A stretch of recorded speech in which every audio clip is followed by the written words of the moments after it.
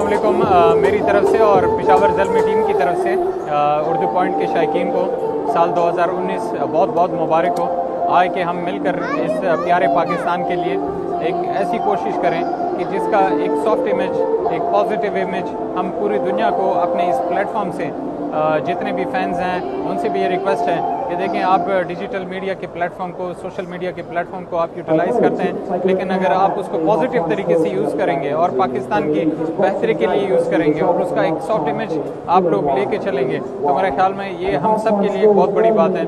और मैं आखिर में कहूँगा कि जो हमारी नई क़यादत है, उन्होंने अभी रिसेंटली पाकिस्तान की क़यादत संभाली है, आए कि हम मिलकर उनको भी सपोर्ट करें और उनके विजन और मिशन को भी आगे लेके चलें। Thank you.